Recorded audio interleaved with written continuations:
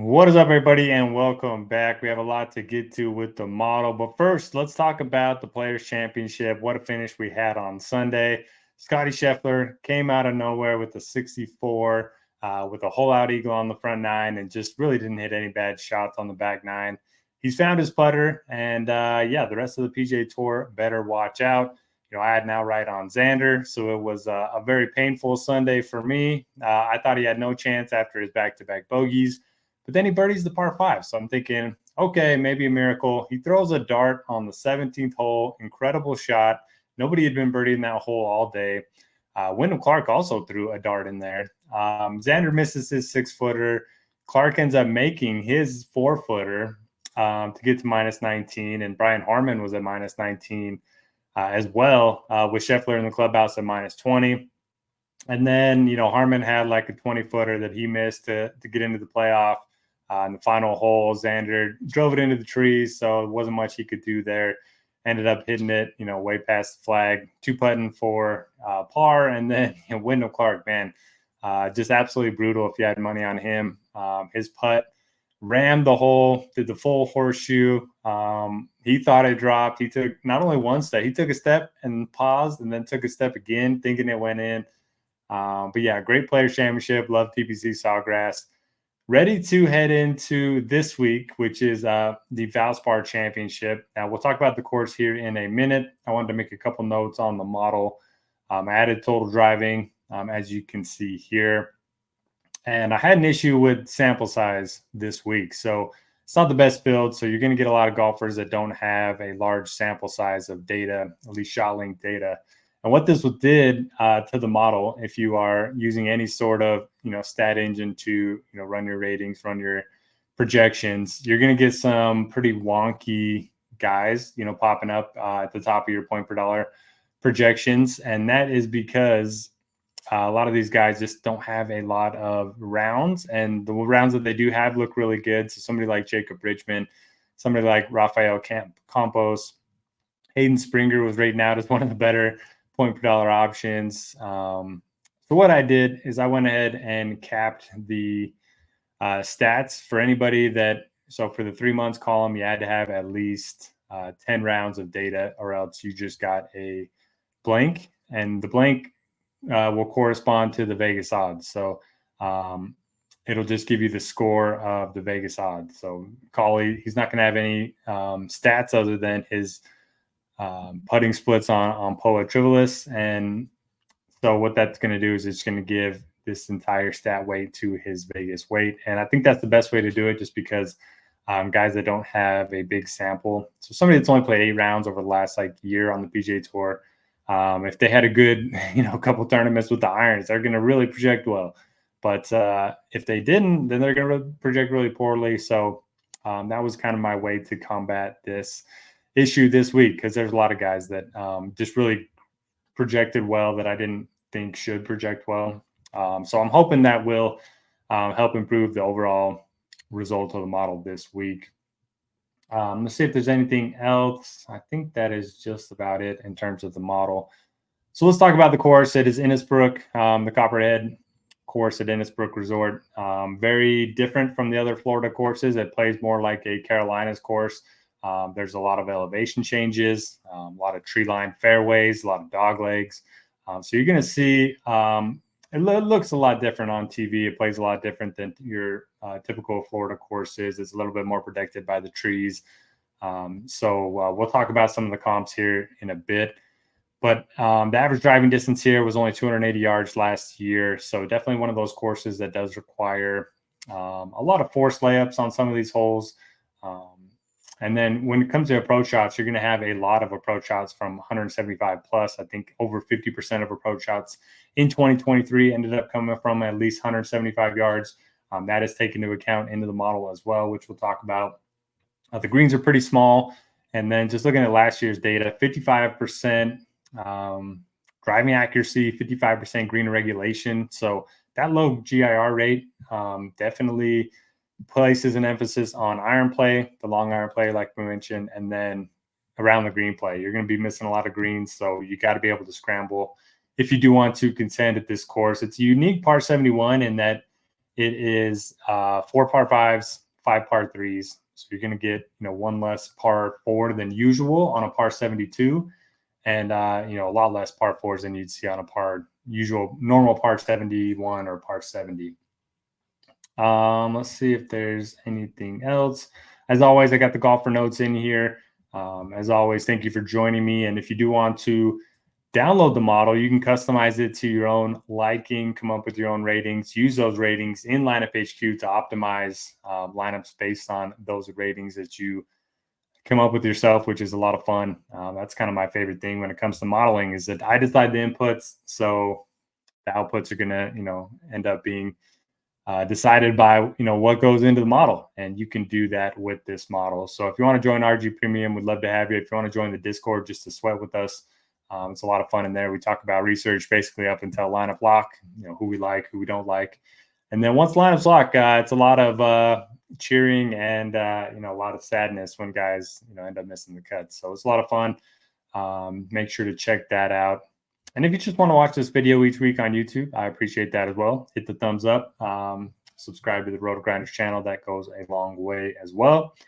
Now, let's get to the stats. So pretty small weight 2 off the tee, just because bombers don't have a big edge here, but I did put a 5% weight 2 total driving. This is a combination of accuracy and distance. Pretty big weights to stroke gain approach. So I have 2% over the last 3 months, 3% over the last 6 months, 4% last 12 months. And then the expected metric, if you did not catch the last couple videos, basically what this does is it takes the data golf numbers that show how many approach shots are expected to be hit from each 50-yard bucket for each golfer. So they come up with the projection for each golfer, which is pretty cool. They'll say, Tony Finau is expected to hit 6.9 approach shots from 150 to 200 yards. And then I'll go through and actually look at the strokes gained data of each golfer in those 50-yard buckets and apply those weights to come up with this expected approach metric that is based specifically on this course. So this is going to change every week. Even if the field doesn't change, these numbers are going to change. So Xander's number 1, Finau 2, Cam Young 3, Glover 4, who is going to be a guy we talk about a lot in this video. Kevin Roy is 5. He's one of those guys that has always been really good with the irons. Nothing else really clicks for him. Gary Woodland, Eric Cole, JT, Vegas, and Ches Reavie kind of round out the top 10. Now, these are the numbers over the last 2 years, so there is a little bit of a bigger sample on this one. Everything else is capped at 12 months. Around the green, bumped it up a little higher than usual. Strokes gained playing, I did 7% weight total. This is one of those courses that demands, more tee to green than putting. Typically, when we see a difficult course like this, that is the case. When we see, Birdie Fest, where everyone's hitting greens, everyone's hitting fairways, then it kind of turns into a putting contest, and I'll bump up putting a little bit more. The greens here, they're Bermuda with POA overseed. So I just looked at, for the putting split this week, just, other courses that have the same type of overseed. So guys that have put the best on those over the last 2 years. Taylor Montgomery, Griffin, Kuchar, Burns, McNeely, some of those names there. And then I have 7% or 8% total to birdie or better, 8% total to bogey avoidance. Course history, this event was not played here in 2020. That was right after COVID hit. So skipped that year, went back to 2018. Course history has not been very predictive here, year in and year out. Waters and plow 9 holes, that could have something to do with it. Course fit metric, strokes gained in both Florida and in the Carolinas. So again, I think it's going to play more like a Carolina course. So I kind of, for the comp this week, I looked at guys that play well on all the courses in Florida and the Carolinas. You got Spieth, who's won at Harbour Town recently, Xander, Sam Burns, Sung Jae Yim, Justin Thomas, pretty good names there. Taylor Moore, who won here last year.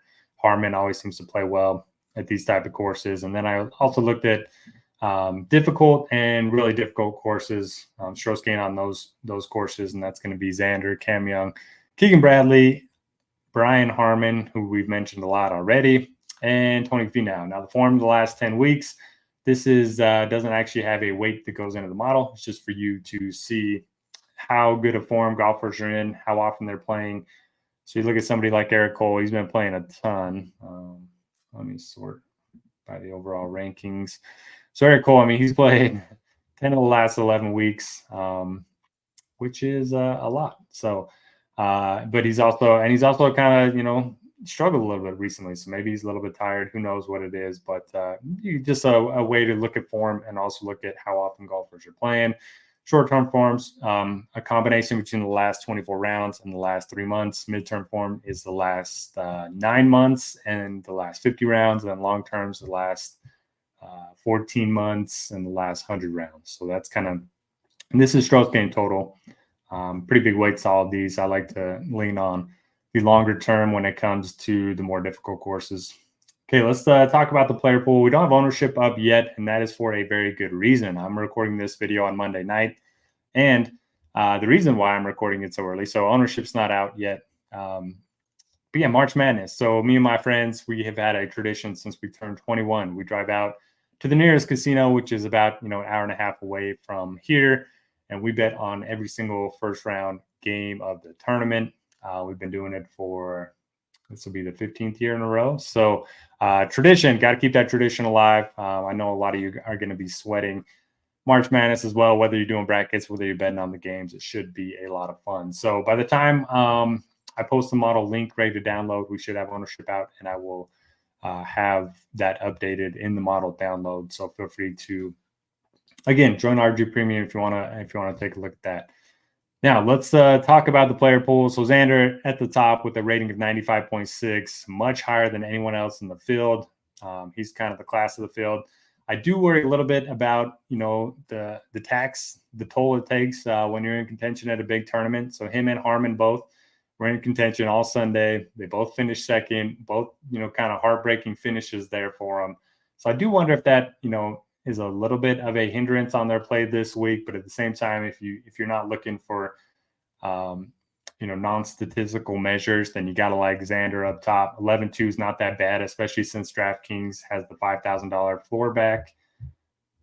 Harman rates out really well, always plays well on these shorter courses, and yeah, he had a fifth year in 2022. Now, I don't mind either of them. I don't mind Spieth. He has been mostly short game so far this year. That does worry me a little bit. He's lost on approach in 6 of his last 9 starts. That's a note that I have here. So that's a little bit of a concern on a course that definitely requires you to be good with your irons. The two that I really like up here, I like Sam Burns and I like Justin Thomas. Sam Burns, elite course history, won this event back-to-back years and then followed it up with a 6th place finish. JT, 3 straight top 15 finishes. Both have been playing well this year. JT missed the cut last week, but he ended up gaining strokes putting. Gaining strokes on approach, 4.7 strokes on approach. He just had a really bad putting week. That's why he missed the cut. Burns has been top 10 machine so far this year. He's already got 4 of them.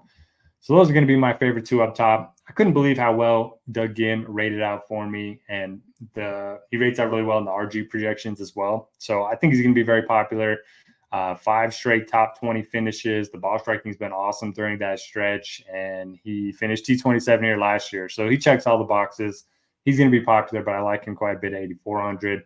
Finau's been great on approach, not necessarily the best fit for him since he is more of a bomber, but the irons have been so good that I don't mind looking to him. Eric Cole burned me again last week. That's 2 of the last 3 events. But, yeah, I got to think it's a good course fit for him. The only weakness is his driver. So all he's got to do, club down, keep it in the fairway. He's going to be just fine. Cam Young's been absolutely on fire with the ball striking. He's gained over 17 strokes on approach in his last 5 starts. He just can't chip and he can't putt. Turns out you need those things in order to win a golf tournament. But I do like him in tournaments. I think he could definitely win this week if he does have a decent week with the short game. The other model favorite, in addition to Doug Gim, is going to be Lucas Glover. He rates out 10th overall in the model. Don't feel great about that.